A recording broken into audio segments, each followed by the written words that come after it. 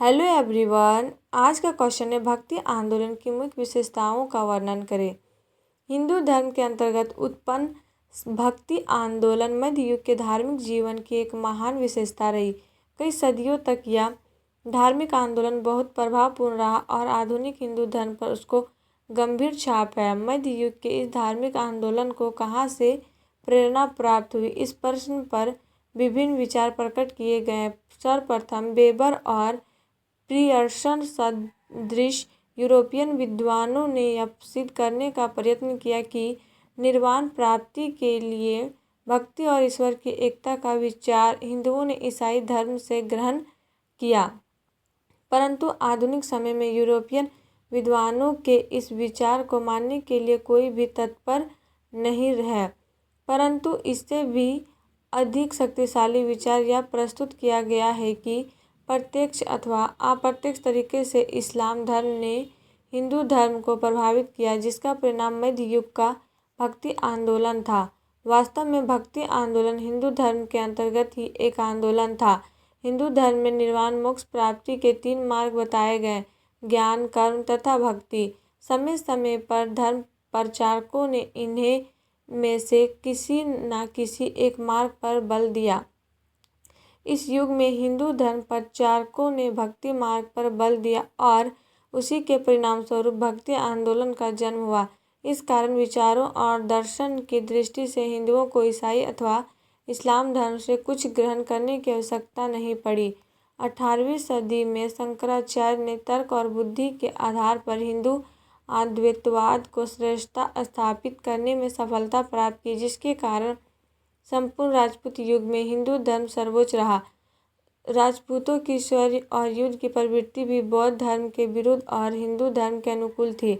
भारत मुसलमानी आक्रमणों से पदाकांत हो गया और इस्लाम ने हिंदू जनजीवन, समाज और धर्म को चुनौती दी। ऐसी स्थिति में राजनीतिक सत्ता और आर्थिक व सामाजिक सुविधाओं से वंचित हिंदुओं ने धर्म का सहारा लिया और उसमें सबसे आकर्षक मार्ग भक्ति मार्ग को चुना।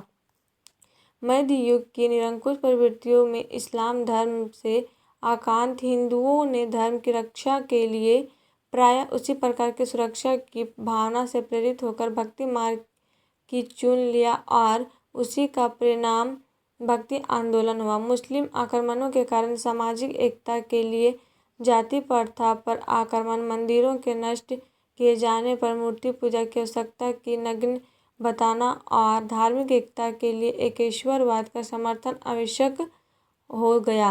संभवतः इसी कारण इस आंदोलन के प्रवर्तकों ने जाति प्रथा का विरोध किया और मूर्ति पूजा को आवश्यक नहीं बताया, एकेश्वरवाद का समर्थन किया तथा बाद के कुछ उपवादी प्रवर्तकों ने इस्लाम और हिंदू धर्मों को एक ही ईश्वर को प्राप्त करने के 2 मार्ग बताया।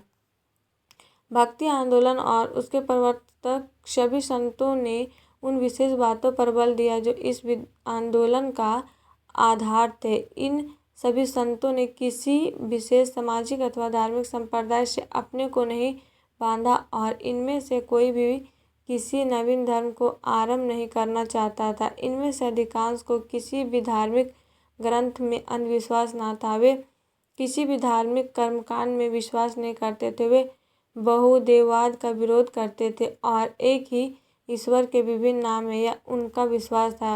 वे मूर्ति पूजा और जाति प्रथा का विरोध करते थे तथा केवल भक्ति के द्वारा ही व्यक्तियों को मोक्ष प्राप्ति का मार्ग बताते थे। उनका मत था कि जिस प्रकार एक व्यक्ति अपने किसी निकट के संबंधी से प्रेम करता है, उसी प्रकार धीरे धीरे एक विस्तृत दृष्टि से प्रेरित होकर वह एकमात्र ब्रह्म ईश्वर से प्रेम कर सकता है, जिसे राम, कृष्ण, शिव आदि किसी भी नाम से पुकारा जा सकता है। उनके अनुसार ईश्वर मंदिर में नहीं बल्कि व्यक्ति के हृदय में निवास करता है और सभी सत्य मनुष्य शरीर में निवास करते हैं।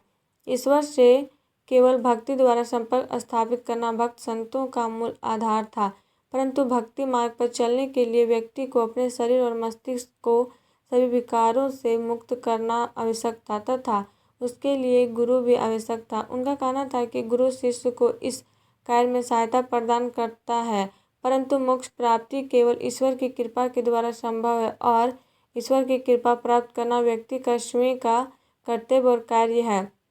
विभिन्न संतों ने इन सभी विचारों को भजन, दोहा, कविता और सरल उपदेशों के द्वारा जनसाधारण को समझाया, परंतु सबसे प्रमुख माध्यम उनका स्वयं का भक्तिपूर्ण जीवन था। इन संतों ने अपने विचारों को संस्कृत में नहीं बल्कि विभिन्न प्रादेशिक भाषाओं में बताया। मंदिर, सार्वजनिक स्थान और गांवों की चौपालें उनके प्रचार के स्थान थे तथा भजन और कीर्तन उनके मुख्य साधन। इन सभी ने मिलकर भक्ति आंदोलन को मध्य युग के अत्यंत लोकप्रिय बना दिया।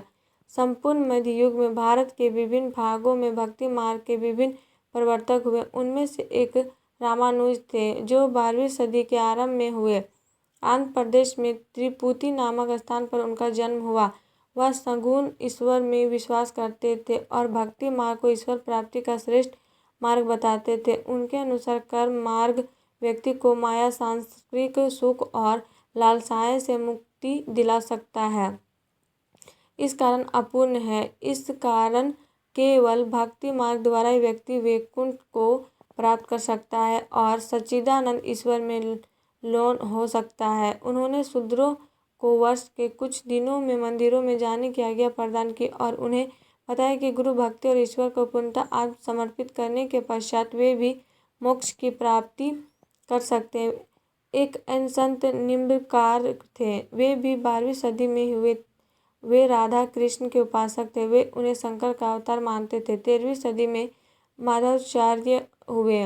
माधवाचार्य का विश्वास द्वैतवाद में था और वे आत्मा और परमात्मा को पृथक पृथक मानते थे। वे लक्ष्मी नारायण के उपासक थे। उनका कहना था कि व्यक्ति को केवल ईश्वर से प्रेम करना चाहिए और फिर गुरु की सहायता से एकमात्र ईश्वर भक्ति से वह निर्वाण मोक्ष प्राप्त कर सकता है। रामानुज के शिष्यों में नामदेव ने महाराष्ट्र क्षेत्र में और रामानुज ने उत्तरी भारत में भक्ति आंदोलन को व्यापक रूप प्रदान किया। रामदेव ने जनता के बीच श्रद्धा, भक्ति एवं प्रेम के सिद्धांत को लोकप्रिय बताया।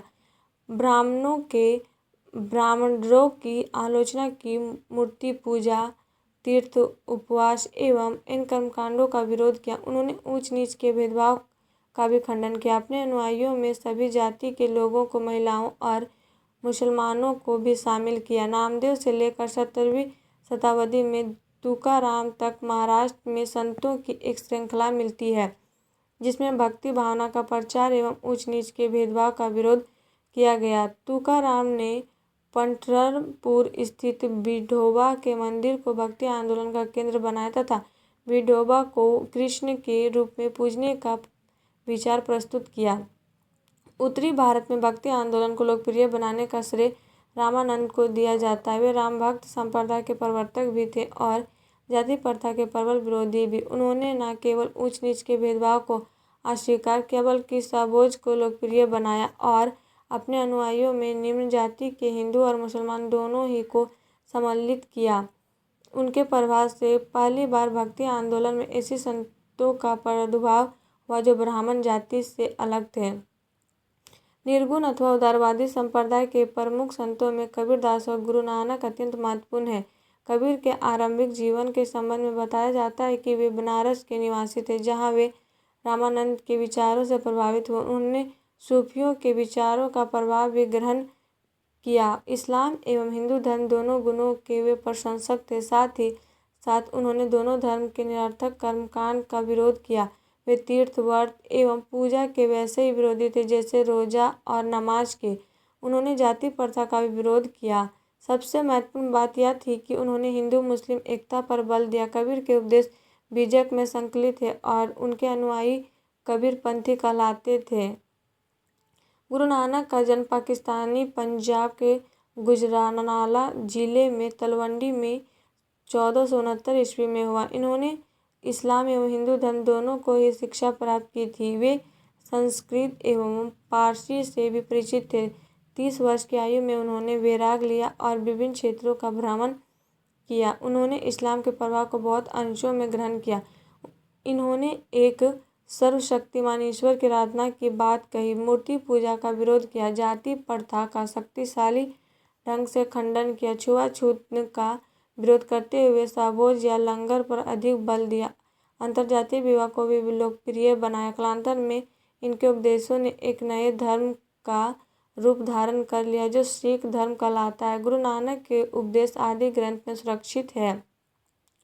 कृष्ण भक्ति संप्रदाय का विकास पश्चिम भारत, राजस्थान और पूर्वी भारत में विशेष रूप से हुआ। इसमें वल्लभाचार्य, मीराबाई और चैतन्य का विशेष योगदान रहा। वल्लभाचार्य का कार्यक्षेत्र गुजरात और पश्चिम भारत था। इन्होंने आत्मा एवं परमात्मा के संबंधों को प्रेम पर आधारित माना। इस प्रेम का आदर्श राधा और कृष्ण का प्रेम था। मीराबाई का जन्म मेवाड़ के राजघराने में हुआ। इनका विवाह जयपुर के घराने में हुआ, किंतु इन्होंने राजसी जीवन को त्याग कर साधु और संतों की संगत ली, जिसके कारण परिवार के लोगों ने भी इनका विरोध किया, लेकिन आम लोगों में इनकी लोकप्रियता बढ़ी। इन्होंने कृष्ण भक्ति से प्रेरित होकर अनेक भजनों की रचना की। चैतन्य महाप्रभु का जन्म बंगाल में हुआ। बहुत बड़े समाज सुधारक एवं धार्मिक पुरुष थे। उन्होंने ईश्वर के भजन और संकीर्तन के साथ प्रेम तथा दया पर बल दिया। इनके संप्रदाय में ईश्वर भजन तथा प्रेम प्रधानता थी। आत्मा की शुद्धता पर इन्होंने विशेष बल दिया। वे कृष्ण के भक्त थे। भक्ति आंदोलन के प्रमुख संतों ने भारत व्यापी स्तर पर अपना प्रभाव छोड़ा और कुछ मूलभूत सिद्धांतों पर हरेक संतों ने बल दिया, जैसे ईश्वर का एक होना, उसके प्रति पूर्ण समर्पण, गुरु के प्रति श्रद्धा, धार्मिक उदारता, सहिष्णुता एवं मानवता के सिद्धांत आदि। इन्होंने हिंदू धर्म का पुनरुद्धार किया, इसे अंधविश्वास, कर्मकांड, महांबर से मुक्त कर एक ऐसे सरल धर्म के रूप में प्रस्तुत किया जिसे सर्वसाधारण अपना सकते थे। इससे हिंदू धर्म के प्रति लोगों की आस्था बढ़ी और दूसरी ओर इन्होंने ऊंच नीच के भेदभाव का विरोध करके समाज के निम्न वर्ग को नई आशा का संदेश दिया। इन्होंने सभी धर्मों में निहित एकता पर बल दिया और आपसी भेदभाव को भुलाकर मेल मिलाप और सहिष्णुता की भावना को बढ़ाया, जिससे हिंदू और मुस्लिम एक दूसरे के समीप आए। इसके अतिरिक्त क्षेत्रीय भाषा के विकास में इन संतों का योगदान रहा, क्योंकि इन्होंने संस्कृत भाषा के विपरीत जनसाधारण की भाषा अवधी, खड़ी बोली, मराठी, बंगला, पंजाबी, राजस्थानी आदि के माध्यम से अपने उपदेशों का प्रचार और इन भाषाओं को संपन्न बनाया। इस रूप में देखा जाए तो भक्ति आंदोलन का योगदान मध्यकालीन भारत के संस्कृति इतिहास में स्मरणीय है। और आप लोग को वीडियो अच्छी लगी तो please like and subscribe my YouTube channel and share जरूर करें।